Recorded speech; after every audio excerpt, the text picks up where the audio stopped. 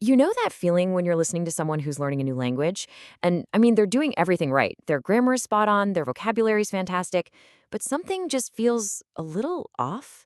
It's a really common thing, and the reason why goes way deeper than just knowing the right words. Okay, let's take this sentence, which was actually used in a university study. Grammatically, it's perfect. A student needs some help from their professor, so they say, I need your advice. It's simple, it's direct, it's correct. So, what's the big deal? If the words are right and the structure is perfect, why might this feel, a little awkward? Well, to a native speaker, especially in an email, it could sound kind of demanding. A more natural way to say it might be something like, I was wondering if I could ask for your advice on something. And that difference is where these hidden rules of language start to show up. We could call this feeling the awkwardness of fluency. It's that final hurdle for so many language learners, where you realize that knowing a language isn't just about the words themselves, but about knowing how to use them in a way that feels natural and, well, appropriate to the people you're talking to. Here's a great way to think about it. Imagine your grammar and vocabulary are the car. It can be a fantastic, high-performance machine, but these hidden rules, they're the rules of the road. You can be the best driver in the world, but if you don't know the local traffic laws, you're probably going to cause a few social fender benders. So, what do we call these unwritten rules? Well, in linguistics, this whole field of study has a name, and it's what's really going on here. And that name is pragmatics. As the researcher David Crystal puts it, pragmatics isn't about what's right or wrong. It's about choice. It's the study of why we choose certain words in certain situations to get a specific result. Basically, it's the science of social language. And we can even break this down a little more. You have pragmalinguistics, which is all about knowing the right words and phrases to use. Think of it like your toolkit. Then you have sociopragmatics, which is knowing which tool to use for which job. That means understanding the social context, the power dynamics, and your relationship with the person you're speaking to. Pragmatics covers all these everyday things we do with words, which linguists call speech acts. These are literally the building blocks of our daily conversations. Every single time you ask for a favor, turn down an invitation, or say you're sorry, you're using pragmatics. Now, all of this leads to a massive question in language education. Can you actually teach this stuff? Can you sit someone down and teach them the subtle art of not sounding rude when they really don't mean to be? I mean, is this kind of social skill something you just have to get through years and years of living somewhere, just kind of soaking it all up? Or could you actually speed up that process with some direct instruction in a classroom? Well, researchers have been looking into this exact question for a while, and there's one fascinating university experiment that gives us a really clear answer.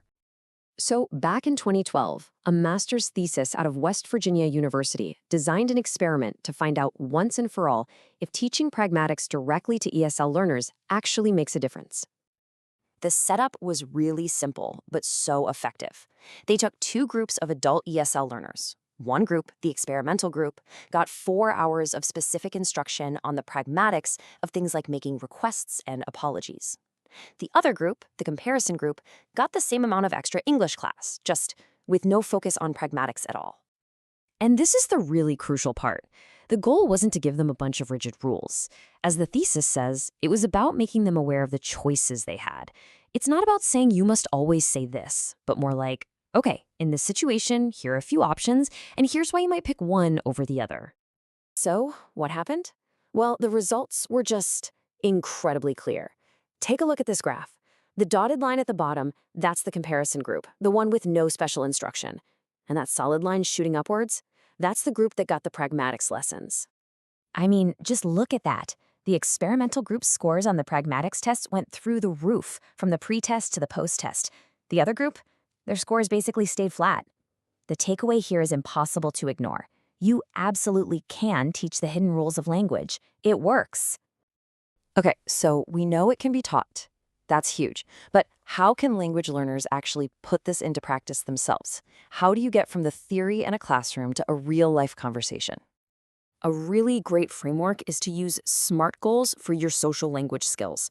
So instead of having a vague goal like, I want to be more polite, you break it down into tasks that are specific, measurable, achievable, relevant, and time-bound. So what does a SMART goal for pragmatics actually look like in the real world?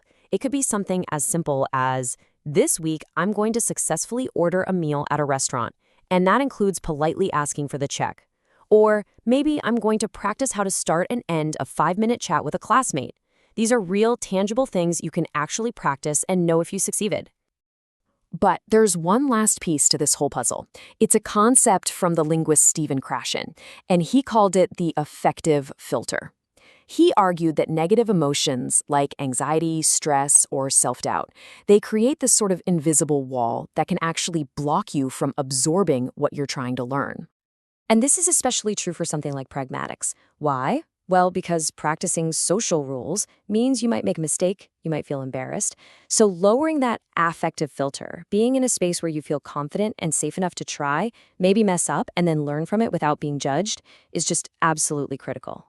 So, if perfect grammar is the car and pragmatics are the rules of the road, then confidence is the fuel that makes it all go. It really leaves us with one final thought to chew on. Whether it's in your native language or when you're learning, what's one of those hidden rules of communication you wish someone had just explained to you sooner?